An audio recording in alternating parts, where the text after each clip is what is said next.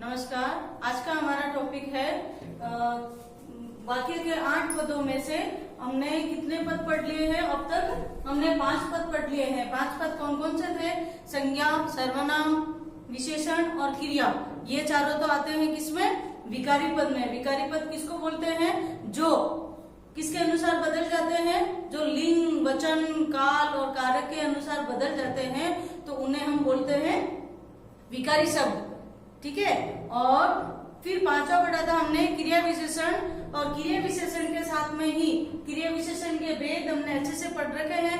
तो क्रिया विशेषण के बाद में जो 3 पद रह गए हैं आज वो हम तीनों पद साथ में पढ़ेंगे। और इनको अवयव कहा जाता है। अवयव का अर्थ होता है जो खर्च नहीं होता है या व्यय नहीं होता है, जो लिंग, वचन, काल के अनुसार परिवर्तित नहीं होते। तो ऐसे शब्दों को किस श्रेणी में रखा जाता है? अविकारी। और क्रिया विशेषण भी किस में आता है? अविकारी में आता है। तो वाक्य के कुल कितने पद हुए? 8 पद हुए।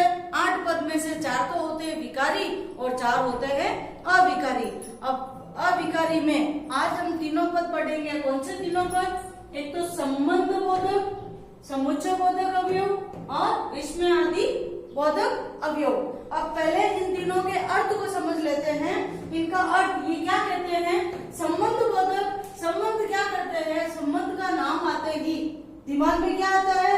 एक का दूसरे के साथ संबंध। तो ये क्या करेंगे?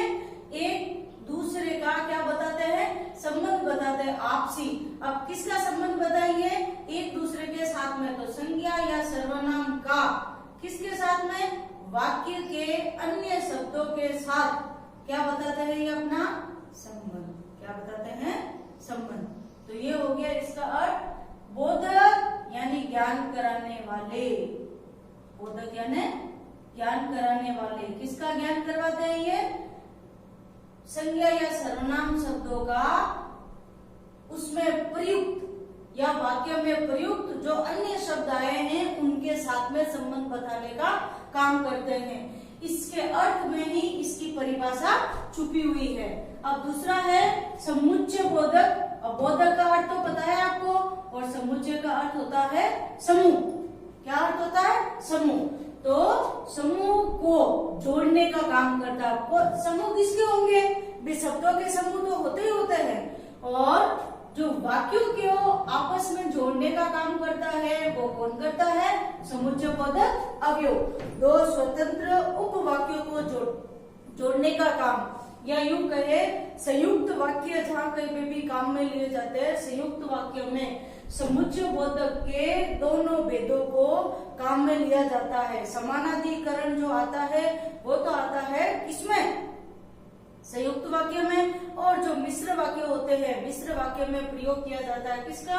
समुच्चय बोधक के दूसरे भेद व्यधिकरण का उपयोग किया जाता है। ठीक है।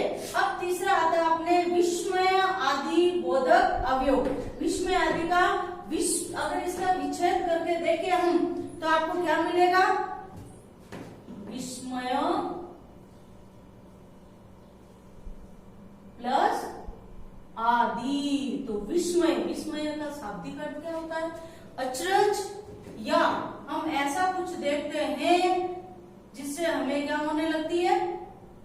आश्चर्य भी होता है, प्रसन्नता भी होता है, प्रसन्नता भी होती है, दुख भी होता है, तो कहीं घृणा भी आती है, तो कहीं नफरत भी आती है, तो कहीं संबोधन भी करते हैं, कहीं आशीर्वाद भी देते हैं, तो कहीं आज्ञा भी लेते हैं। तो इस तरीके के शब्दों में विस्मय आदि बोधक अवयव काम आते हैं। और इनका एक पहचानने की अच्छी ट्रिक है कि इसमें ये एक तो शब्द के जैसे वाक्य जो भी होता है उसके शुरुआत में आते हैं। कहाँ आते हैं?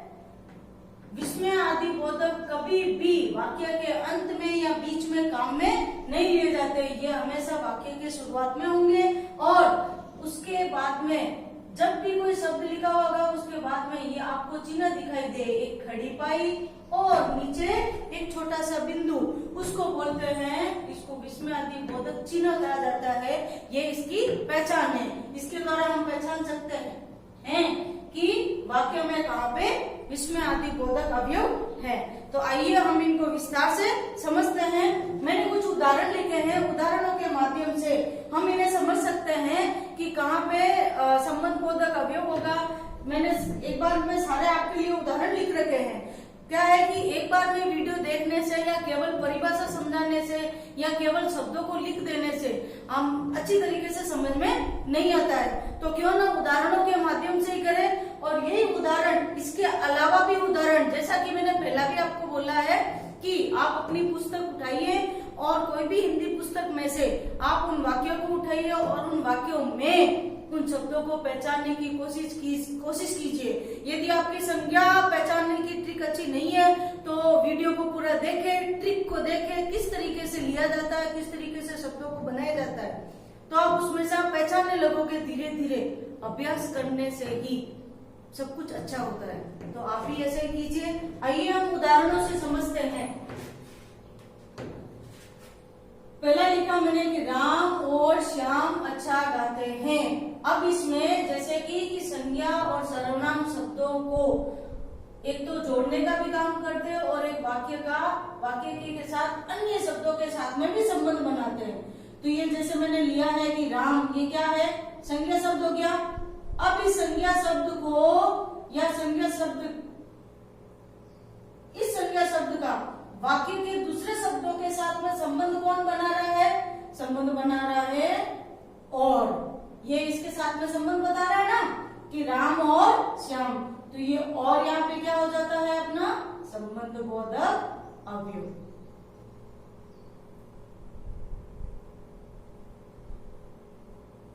ठीक है। और एक दूसरे आते हैं विभक्ति चिन्ह का प्रयोग करके। विभक्ति चिन्ह का प्रयोग करके कैसे कि गीता के बिना सीता विद्यालय नहीं जाती है। छोटे हैं तो जब बड़ी दीदी स्कूल नहीं जाती है तो छोटी वाली भी नहीं जाती है। तो के बिना ये क्या कर रहा है, इस गीता संज्ञा शब्द को वाक्य के अन्य शब्दों के साथ में क्या कर रहा है, इस गीता को इस शब्द की सहायता से जोड़ा गया है। तो ये शब्द अपना कैसा हो गया, संबंध बोधक अवयव। फिर आप घर के अंदर बैठे रहो। अब के अंदर अगर केवल अंदर आया, अगर के नहीं आया और उसकी जगह ऐसे आया कि क्या लिखेंगे कि पिताजी घर में हैं या पिताजी अंदर है, केवल इतना लिख दिया, पिताजी अंदर है या अंदर बैठे हैं। अब इसी देखो शब्दों के प्रयोग, जो शब्दों का प्रयोग किया जाता है प्रयोग के आधार पर ही अर्थ भी बदल जाते हैं और उस शब्द का भेद भी बदल जाता है। तो कभी भी केवल शब्दों पे जोर नहीं डालना है कि ये शब्द है इसका मतलब यहाँ पे यही होगा कि संबंध बोधक है, समुच्चय बोधक है, यही होगा, ऐसा नहीं होता है। जब भी शब्दों का प्रयोग किया जाता है तो शब्दों के प्रयोग के आधार पर उनका अर्थ बदल जाता है और उनका भेद भी बदल जाता है। तो किस तरीके से अगर केवल हम ये लेके देखें कि अंदर बैठे हैं तो बैठे के जस्ट पहले आने वाले शब्द को हम क्रिया विशेषण बोलते हैं। तो ये तो यहाँ पे स्थानवाचक क्रिया विशेषण हो गया। तो यहाँ के अंदर ये क्या है कि यहाँ ये के विभक्ति चिन्ह का प्रयोग हुआ, तो विभक्ति चिन्ह का प्रयोग हुआ इसलिए ये यहाँ पे के अंदर, तो ये क्या आ जाता है अपना यहाँ पे संबंध बोधक। और यही अगर बिना विभक्ति के और दूसरी तरीके से प्रयोग किया जाता है तो यही अंदर शब्द किसमें आ जाता है, अपना क्रिया विशेषण में। तो इन चीजों को हमेशा ध्यान देना है कि जब भी प्रश्न किया जाता है तो उस प्रश्न में हमसे पूछना क्या चाहते हैं उसको देखना चाहिए। जैसे देख मैंने लिखा है, अब ऐसा नहीं कि विभक्ति चिन्ह देते हैं तो विभक्ति चिन्ह होना चाहिए। जैसे कल रात भर ठंडी हवाएं चली, रात भर, अब ये भर शब्द यहाँ पे क्या हो जाता है, संबंध बोधक अवयव। ये भर किसका करा रहा है, इस रात शब्द का अन्य शब्दों के साथ में संबंध को उजागर कर रहा है। तो ये यहाँ पे हो जाता है अपना संबंध बोधक अवयव। ठीक वैसे ही जैसे के अतिरिक्त, ये इस तरीके के जो शब्द आएंगे ना तो उसमें सिवाय, तक, ये इस तरीके के जो शब्द शब्द होंगे वो किसमें आएंगे, सारे संबंधबोधक अवयव में। अब इससे रिलेटेड यदि प्रतियोगी परीक्षा में प्रश्न पूछा जाता है तो वो किस तरीके से पूछा जाता है, जैसे इसमें दे दिया जाता है, कुछ वाक्य दे दिए जाते हैं कि ये संज्ञा शब्दों को जोड़ने का काम करता है, इसमें विभक्ति चिन्ह का प्रयोग किया जाता है। इस तरीके के ऐसे 4 ऑप्शन डाल दिए जाएंगे और 4 ऑप्शन में से फिर ऐसे पूछा जाएगा इसमें से कौन सा सही है या कौन सा सही नहीं है। इस तरीके के प्रतियोगी परीक्षाओं में पूछे जाते हैं। तो आपको केवल और केवल उसमें ये ध्यान देना है कि इसके अंदर जो दिया गया है ये शब्द क्या कहना चाहता है, इस शब्द में ही उसका अर्थ, उसकी परिभाषा और उसकी पहचान छुपी हुई होती है। किस तरीके से संज्ञा और सर्वनाम शब्दों का वाक्य के अन्य शब्दों के साथ में संबंध बताते हैं, और यदि विभक्ति चिन्ह का प्रयोग करेंगे तो वो इस तरीके से किया जाता है, इस तरीके से इसकी पहचान बन जाती है। तो आप उस तरीके से अगर करोगे तो आप अच्छे से कर पाओगे। ठीक है। अब दूसरा आता है अपना समुच्चय बोधक। समुच्चय का अर्थ क्या होता है, समूह।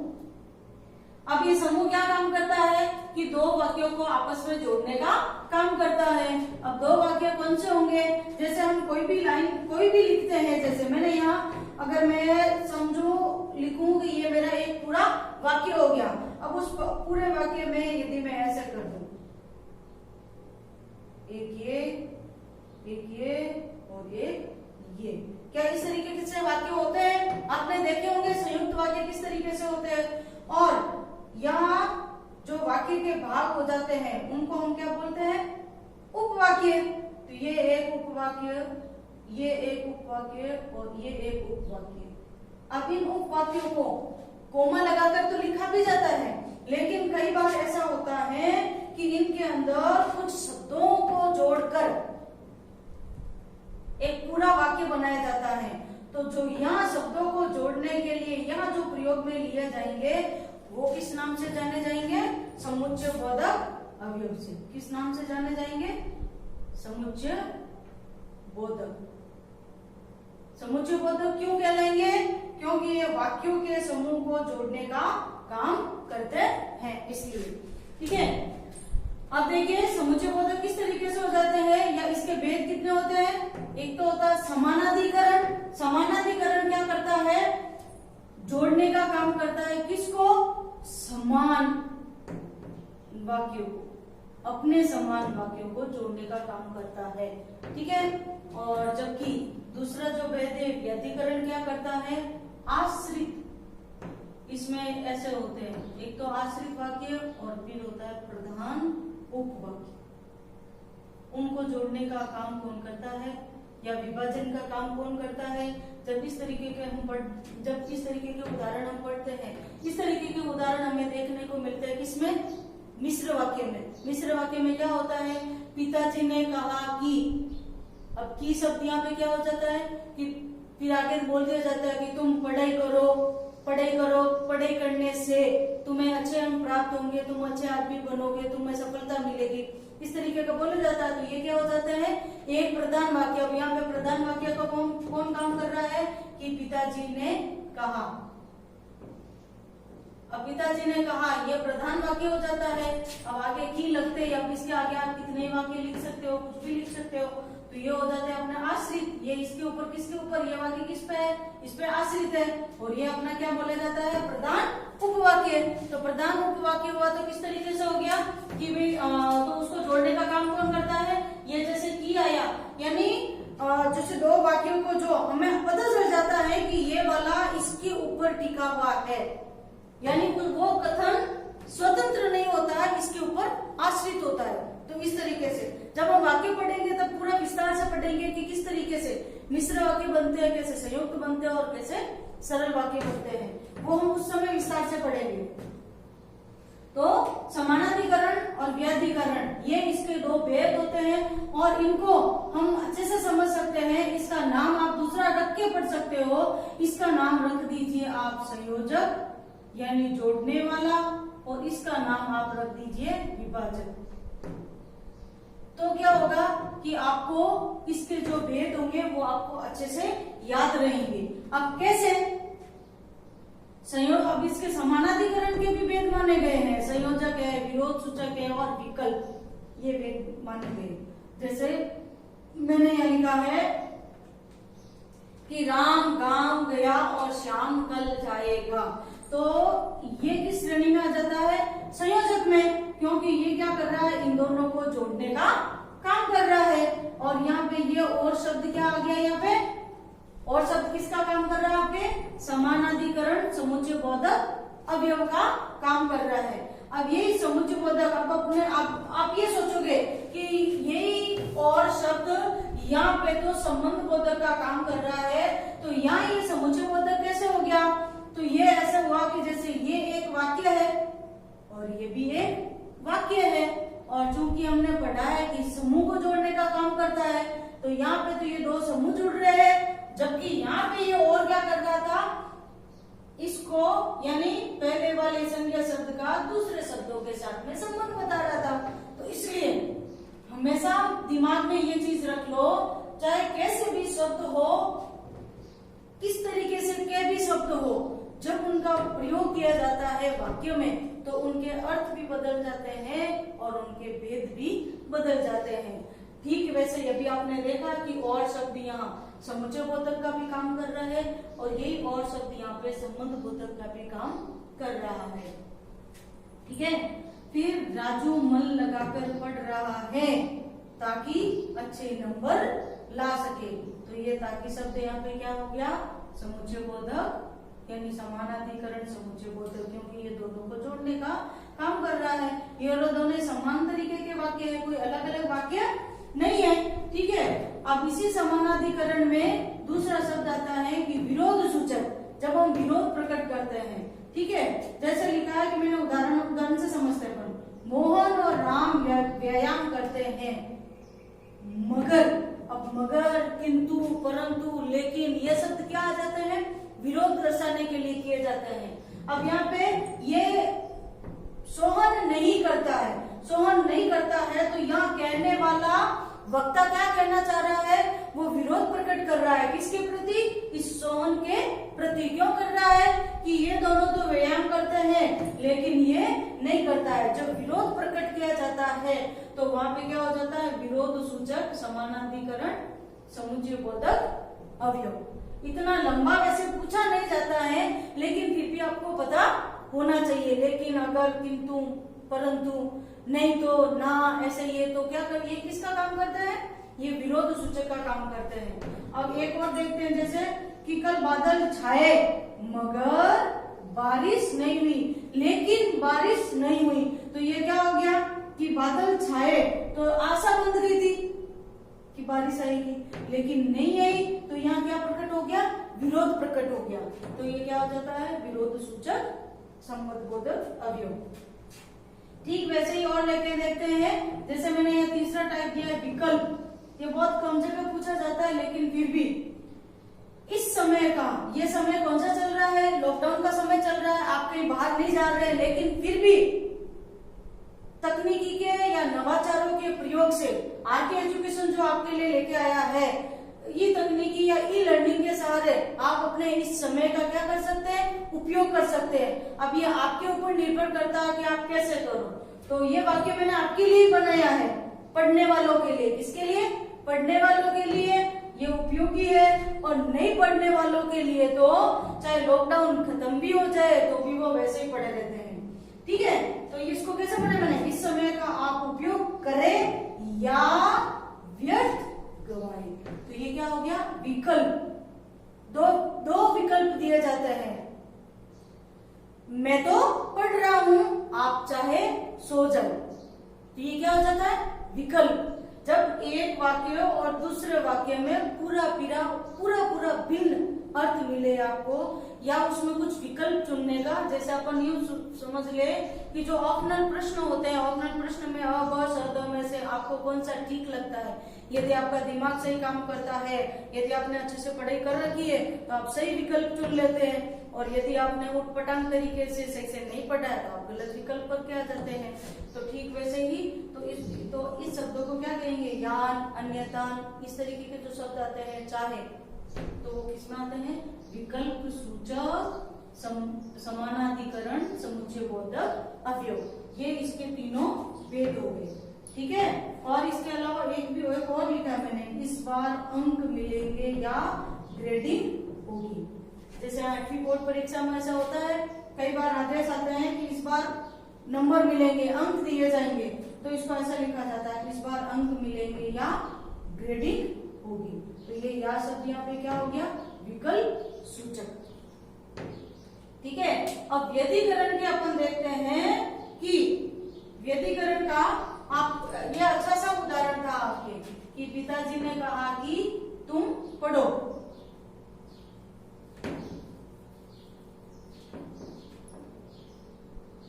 पिताजी ने कहा कि तुम पढ़ो, तुम पढ़ो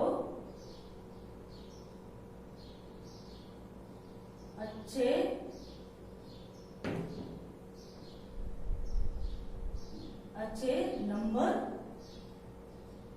प्राप्त होंगे। तो ये क्या हो गया कि पिताजी ने कहा कि, तो ये क्या हो गया, ये अपना प्रधान उपवाक्य हो गया, ये प्रधान उपवाक्य। और ये जो वाक्य हो जाएंगे वो किसके ऊपर आ गए, अब आपने इसके, ये आश्रित वाक्य माने जाएंगे। आश्रित वाक्य होंगे तो इसको किस श्रेणी में रखा जाएगा, व्यधिकरण में। किसमें रखा जाएगा, व्यधिकरण में। और व्यधिकरण में भी कारण दिया जाता है और संकेत भी किया जाता है। जैसे कि मैं ट्रेन पकड़ लेता लेकिन 2 मिनट लेट हो गया। अब यहाँ ये लेकिन सब किसका काम कर रहा है, यहाँ पे हम क्या दे रहे हैं, कारण दे रहे हैं, इसलिए। ठीक है, तो और एक देखते हैं, जैसे आप घर बैठो नहीं तो कोरोना आ जाएगा। यह भी का वाक्य है, आपके लिए अच्छे से समझ में आने लायक है। तो ये या नहीं तो किसका काम कर रहा है, मतलब कि ये दोनों क्या कर रहे हैं, वाक्य एक दूसरे को अलग अलग कर रहे हैं। तो अलग कर रहे हैं तो यहाँ पे क्या आ जाएगा, ये कारण सूचक में आ जाएगा। और ये किसका काम करता है, व्यधिकरण समुच्चय बोधक अवयव का काम कर रहा है। ठीक है, अब अपन तीसरा पढ़ते हैं, विस्मय आदि बोधक अवयव। विस्मय आदि बोधक अवयव हम किसे कहेंगे कि जब हम आश्चर्य प्रकट करते हैं, विस्मय जब हम बहुत अधिक खुश होते हैं, जब दुख प्रकट करते हैं, तो इन सभी प्रकट करने वाले शब्दों का जब प्रयोग किया जाता है तो उनको बोलते हैं विस्मय आदि बोधक अवयव। अब विस्मय आदि बोधक अवयव में क्या होता है कि एक तो इसका ध्यान रखना है और ये हमेशा वाक्य के शुरुआत में आते हैं। कैसे कि इसको समझते हैं, ये तो आपको अच्छे से समझ में आ जाएगा, ज्यादा इसके ऊपर जोर डालने की जरूरत नहीं होती है कि अरे तुम कब आए। जब कोई आता है और हमें पता नहीं रहता, हम उसको अचानक से देखते हैं, तब हम यही बोलते हैं अरे तुम कब आए। तो ये क्या हो गया, जैसे यहाँ विस्मय आदि बोधक चिन्ह है और ये वक्त शुरुआत में है। ठीक है, फिर कुछ संज्ञा शब्दों से भी बनाया जा सकता है। बाप रे कितनी भीड़ है, जब हम कहीं बहुत ज्यादा भीड़ देखते हैं, वहां जाते हैं तब।